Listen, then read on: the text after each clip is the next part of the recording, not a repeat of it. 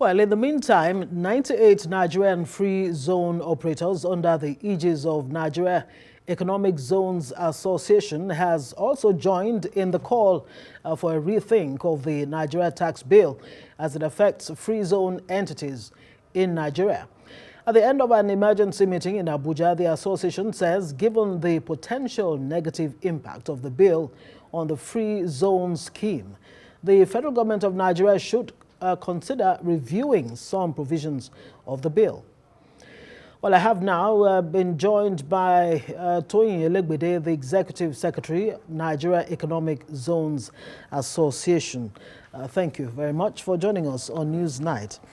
Everybody seems to be worried and concerned about this. Well, let me not say everybody. Many or most people seem to be, concerned about this Nigeria Tax Bill 2024. You are the free, zones of Nigeria. What exactly are your issues with this tax bills? Why is it a source of concern for you that you had to call this emergency meeting? Thank you very much for giving us this opportunity. We salute the intention of the federal government, in trying to consolidate and modernize the tax framework in Nigeria. However, we are concerned with the insertion of some provisions in the tax bill. Right. Those sections, if passed into law, will kill the free zone scheme in Nigeria. Right. And that is why we convened an emergency meeting of all free zone investors so that we can come up with a position. And our position has been captured in the communique we issued at the end of the meeting. We will come to those recommendations or positions, if you like. Okay. We'll definitely come to that, because there's no need citing problems without, coming up with solutions.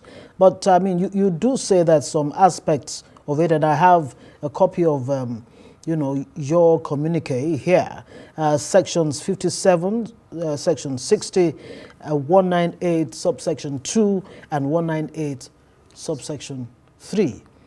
In specific, and the second schedule. Right, and of course the second schedule, yes, to the bill. I mean, let's look at some of the key issues here. Why these sections are, worrisome. Okay, thank you. You see, economic zones all over the world, they are investment hubs all over the world. They are investment hubs that drive the economy of nations. Let's take, for instance, the much acclaimed Ali Jebel Free Zone in Dubai. Right.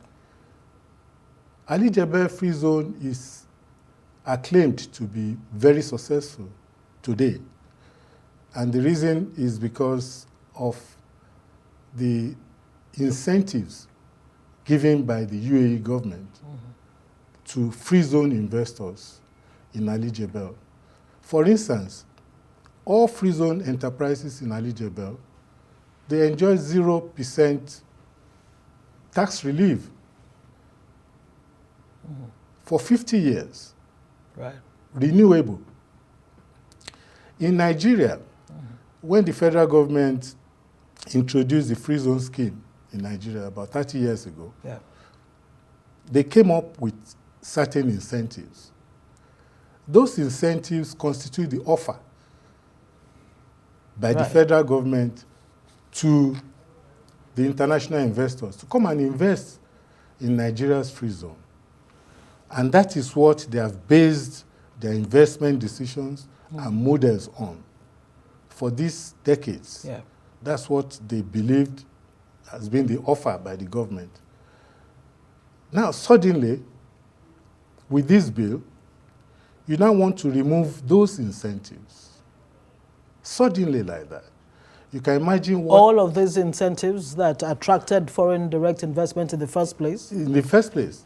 Because this bill is trying to repeal that provision in the Enabling Act of NEBSA, for instance, and the OGSA.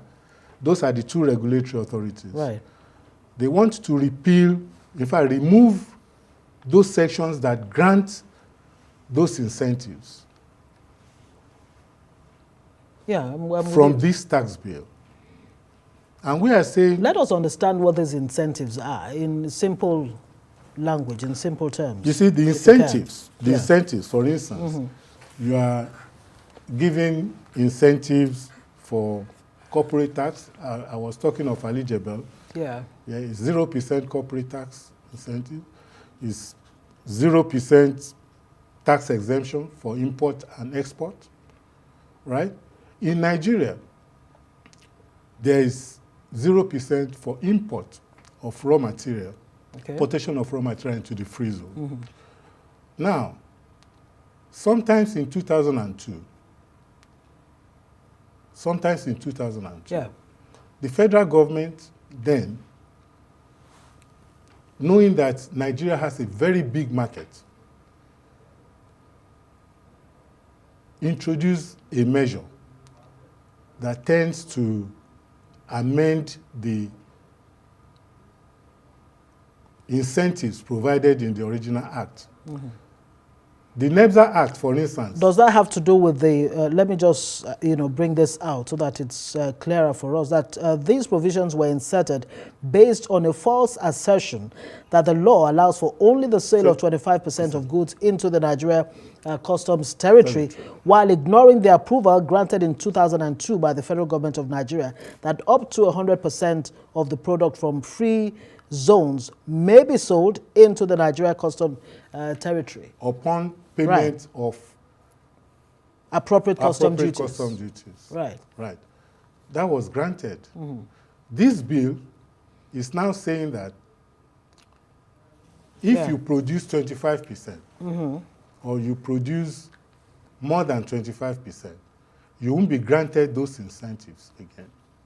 Okay, so very quickly, unfortunately, we don't have time. What are your recommendations? What are you asking for? There are 3 items here: expunge, exclude, delete. Yes. Yeah. Those are those are our prayers. Yeah, but I mean, just clarify them very quickly. Yes. What we want and what we want the government to do is to expunge from this bill sections 60, right, 198.2, and 198.3. We also want the government to exclude free zone entities from the scope of application of section 57 of the bill. We want government to expunge, if not in its entirety, sections 2.3, right, 2.4, and 2.5 of the second schedule to the bill. Those are our prayers. Right. You also accuse the chairman of FIRS, Zach Adedeji, of misrepresenting some facts before the president, and on the basis of that, the president approved this tax bills. Yes. Very quickly, in 30 seconds. Thank please. you. We are actually administratively tackling this because we are writing a memo to the president on this, and we will prove to the president that the facts that he presented, upon which Mr. President approved his prayers, were false. We'll have to leave it there. Toyin Elegbede is Executive Secretary, Nigeria Economic Zones Association. Thank you for joining us on Newsnight. Thank you very much.